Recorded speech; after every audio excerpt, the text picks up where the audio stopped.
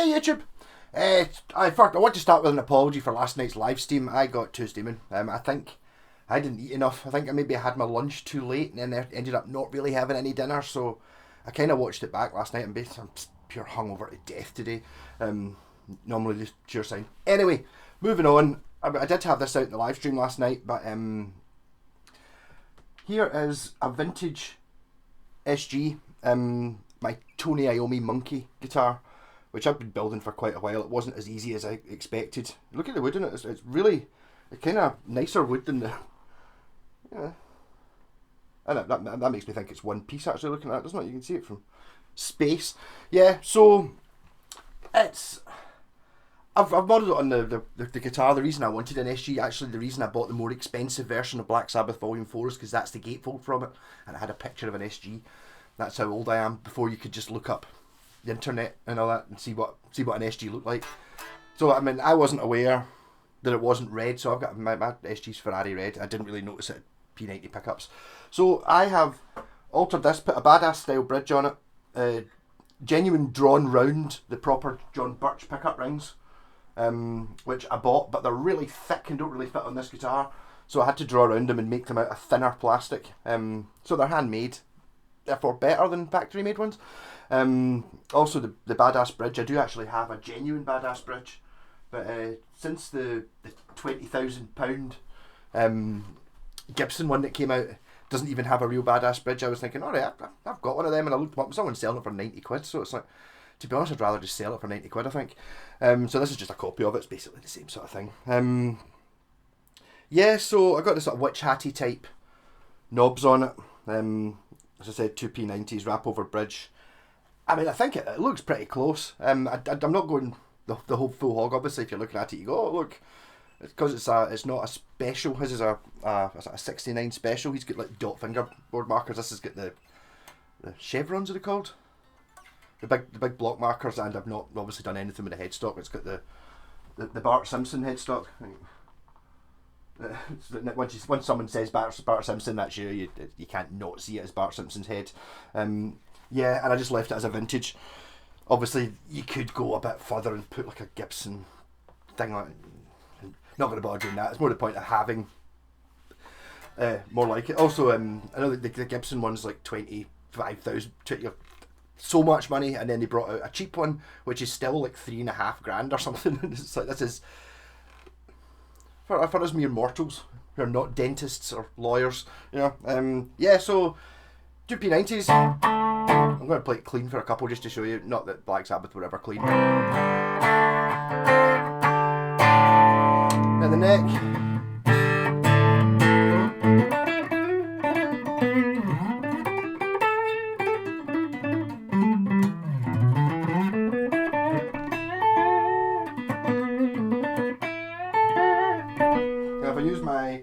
Twin note pie pedal, which someone told me before it's the same as the Sabracadabra pedal, but I think that might just because it's got four knobs, but it does sound kinda...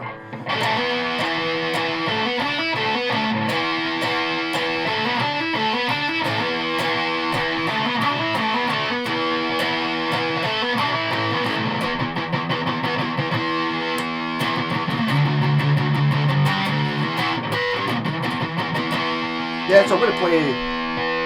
I want the neck pickup sounds really good, but when I saw Sabbath in I think it was their third last ever gig, I was right at the front, right in front of Tony Iommi. He never used the neck pickup once the whole gig, and his ability to turn the volume down between bits. You know, the P90s, he's got hands again, so it's buzzing. Well, that's just a pedal buzzing, to be fair. But so he was like, he would turn it down. He would go volume down, volume back up again. Volume down to nothing, and he did that for so many songs, because I think if as soon as you let go of it, the guitar would just be woo! Yeah. Keyboard for C sharp.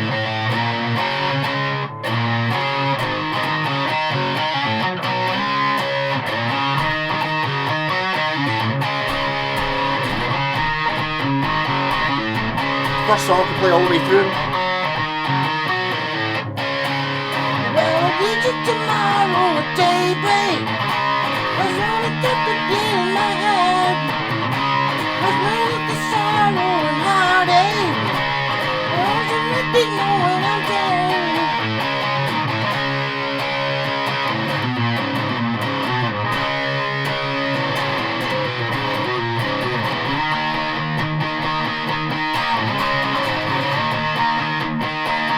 Wrong key, innit? Yeah, so I'm in a Black Sabbath tribute band. We're playing a gig next week. I play the bass though, and this one's in C sharp, so I was playing it there in the wrong key. I learned it just in E, but basically Tony and Geezer just tuned down to.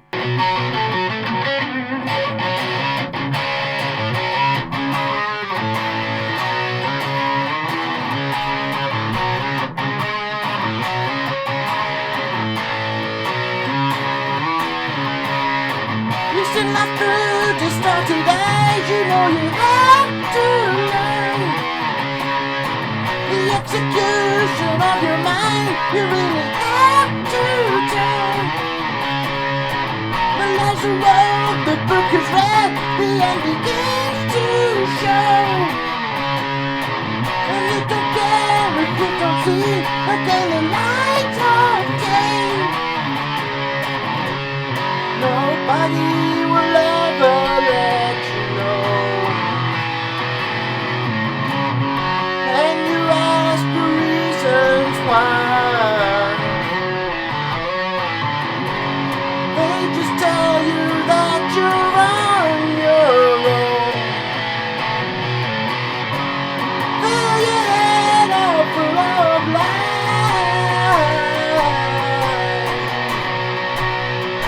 you bastard!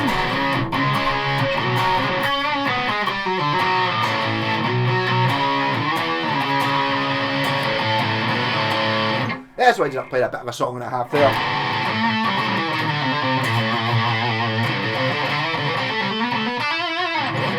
So I mean, you've seen me do videos. In fact, I'm doing another video. This one during the week with because I've got my Epiphone Sg, which I bought because of Black Sabbath, my first guitar when I was like 18 or 19. I put P90 sized humbuckers in it, and in this one this has got actual P90s in it, which I still might engrave. If you look at Tony's one, it's got like a John Birch Superflux or Hyperflux engraved on it, so I'm thinking of just engraving the covers. These are just generic P90s, but they're good. The thing about the P90s, if you're going to go, I'm quite interested to see what I need to dig out my Epiphone and do the changeover. I reckoned that with a comparison, even I reckoned when I did my video before, when I had another one of these, it wasn't this model. It was this model, but it wasn't this exact one. In fact, it didn't have a black headstock, so whether that made it newer or older, I can't remember. This is the current vintage. I think it's called a VS6. Isn't really SG shaped. It's sort of like this, but it's got like a longer horn here and a shorter horn here, and it looks kind of off. I think Gibson maybe said, "Look, going to no make an SG," because when I did compared the vintage with my Epiphone, and my Epiphone is a '96 Samick one, so it's one of the best Epiphone ones. Vintage is slightly better, is a better guitar, I think. All in, so it's kind of. And I think they're actually a good bit cheaper than the current Epiphone ones anyway. But so the neck on it's very similar to my Gibson SG, much closer to my Gibson SG than the Epiphone one is. But the Epiphone's a kind of it seems to be a dead thin guitar, but whether it's just that really notice an Epiphone. See this bit here. See how you get your chamfers on either side. It's this wide. See on the Epiphone it's thinner, so I think it's the same thickness body. But the chamfer kind of comes in, not to a point, but down to like a 10mm bit instead of a 30mm bit there, which makes the whole guitar seem thinner. Whether it is or not, I don't know, and it's got a completely different neck profile. But I mean, so this, I don't know, I think I put it on eBay and see if I can get a Sabbath fan to buy it, because there must be people who would love to have a Black Sabbath guitar, but don't want to spend £20,000 on one, or even buying the £5,000, £3,500, whatever the modern one is. And to be honest, this one's got that sort of, because it's shiny and stuff, it looks more like the original one. The other thing is it's called the monkey guitar because there's a sticker of a monkey playing a violin on there, but you can actually, if you look up eBay, there's a guy in America who makes them, and I think it comes in, it's £12 plus £1 postage to get it to the UK for the monkey sticker. And if you read the blurb on the monkey sticker, he was making that sticker for a while, he's just like a sticker manufacturer or whatever, and he suddenly got an order for 200 of them or something like that, and it was like pure 200 monkey stickers. And it was like 200. It was like Gibson Custom Shop. So the ones that you can actually on the £20,000 Gibson are the same ones that this guy sells. So you can get the actual sticker. I wasn't even aware the sticker was there until I saw until they released the the 20 grand one. So I personally wouldn't want to put the sticker on it, but it's 12 quid. You buy it.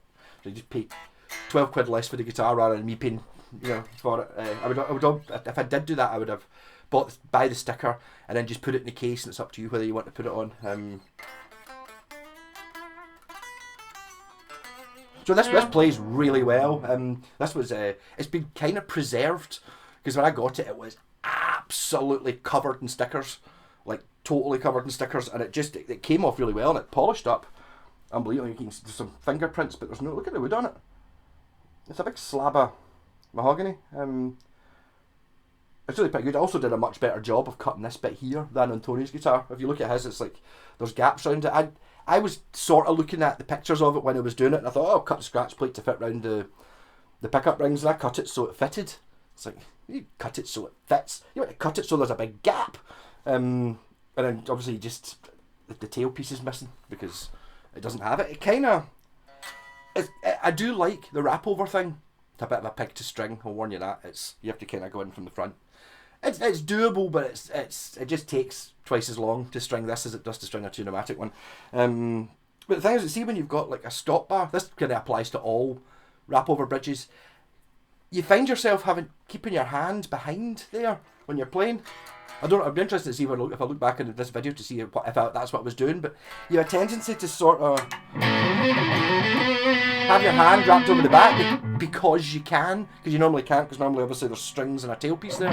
But you tend to have your hand kind of wrapped around like that.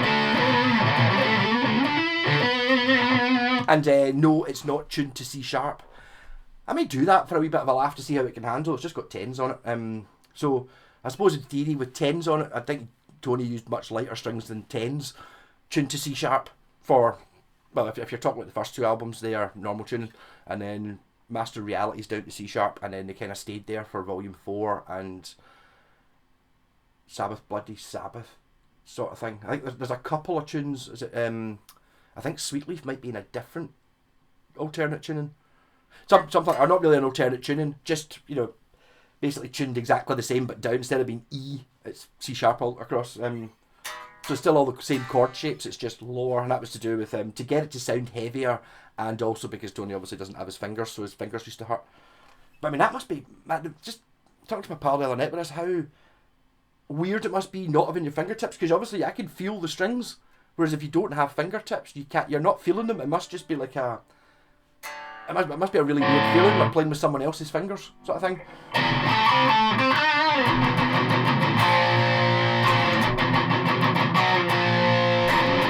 Well, maybe put on more. There we go, that's a bit more Black Sabbath in it.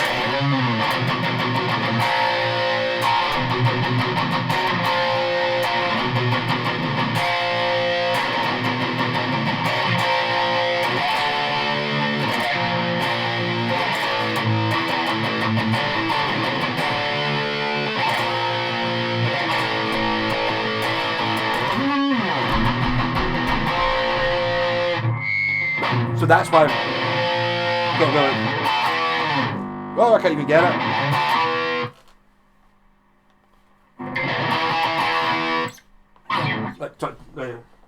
So I was using my Joyo US Dream pedal going into the twin note Pi, playing through the Laney, I suppose, Laney, Johnny Iommi, with 3x12 cabinet.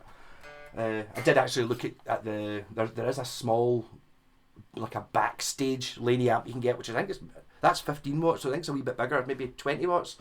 And it's got like a cross, it's got like a grill on the front with like crosses in it and stuff. It's pretty cool, but it ain't cheap.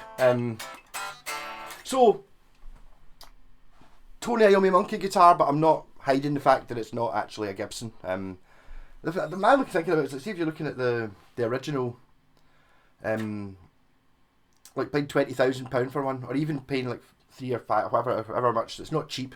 Whatever much the sort of recent cheap version is. An actual 69 SG Special doesn't cost that much. if you put into context, a new Les Paul standard costs like $2,500.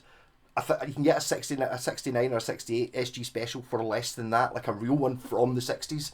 And I would much rather have that. If I ever bought like an expensive, proper vintage guitar, well, this is actually, it says vintage on the headstock, and all the guitars I've got are more than 20 years old, so they are all technically vintage. But I mean, like a 60s one, it would be the 69 SG special, I think, with the P90s in it. And John Birch is still going. I think he was still going when I bought the pickup rings. And then I think that eBay had problems with eBay, and it might have shut down. But you can actually get the proper, modern versions of the Hyperflux and Superflux pickups. They're not that expensive. I think they're £100 each or something like that, which is, it's still, but it's not cheap. Let's be honest here, it's not cheap, but it's not, they're not thousands of pounds. It is doable. If you really wanted your genuine Iommi Monkey SG, I would be buying a 69. But then if you've got a 69 one, do you want to cut holes in it and put, P90s in it? Oh, actually, I wonder why he's got the pickup rings. Because you wouldn't really need them, because the guitar would originally have had P90s anyway. I'm pretty sure that it doesn't have P90s. It's got that's volume 4, the inside sleeve, so it's got the John Birch pickups by then. I don't know when, if the first album's just done with the stock Gibsons, I would imagine, because they probably weren't, influential enough to get stuff done. But I mean, the expensive one, I can sort of see it. What he's done is it's got like the frets are filed down, so they're really, really low, and then it's lacquered, and they've kind of tried to, if you imagine that's the, I dropped this last night, so if you imagine that's the fret, so they've kind of tried to pull the lacquer up to the frets, so it's kind of almost fretless because of his bad fingers. That's because that's what the original guitar is like. I think he's long since retired it. I don't remember seeing it when I saw him live. Obviously he's left-handed as well, so it's not super accurate. Anyhow, so I'm going to get some practice in playing the bass along with Black Sabbath songs that afternoon, because we're in the studio tonight, and I hope I've got enough time to get this uploaded. It turned out to be 20 minutes. I was expecting this to be a really short video. So again, apologies for last night. I just noticed when I read it, I watched it back afterwards, which means I must have been drunk. I think the caffeine in the bucky had really messed me up, and I just noticed, see the amount of swearing I did. I generally think of myself not really as a swearer. I do use the F word occasionally, but only to emphasise a point. Maybe, I think you could probably hang about with me all day and I wouldn't say it, sort of thing. But then I just seem to be pure effing this and effing that and effing. And it's like, it's kind of embarrassing watching it back. I'm kind of worried about looking at back at some of the other live streams, because maybe they were like that as well. I normally don't look back on them, so it's maybe that wasn't a good idea. So I just made it private. If you really want to see it, you want to see how drunk I got, and you can put a link in the description or something. So Rock On, coming up for sale. I think I'll put it on eBay. I might. I just put it on as like a buy it now or special offer. Just put it at a really stupid price. Like $600, so a high price or best offer, and see what I get for it, or do I just stick it on, starting it at a couple of hundreds? I think the guitar, anyways, a couple £100 guitar. It's in really good condition. It plays fantastic, brilliantly set up. Plus it's got P90s in it, which is quite rare for an SG. Plus it's got the Tony Iommi thing going on. So see, if anyone's dead keen on it, drop me a message. It won't be going for sale for another week. I want to do a video comparing. I did a video before comparing actual P90s to the humbucker size P90s in my Epiphone a couple of weeks ago. But really, the two guitars couldn't have been more similar. It was like, I went through, the two guitars are exactly the same, apart from, and then it was like a 5-minute list of stuff. It was a different scale length, at a maple neck. It was a bolt-on neck. It's my Aria Pro, and it's only got 2 volume controls. It's got like a Strat type bridge. It's like basically everything apart from the fact it was an electric guitar, and it kinda had sort of like this sort of shape. Roughly was the only thing that was common between the two of them. So this will be a much closer. Are the humbucker size P90s actually P90s? Rock on!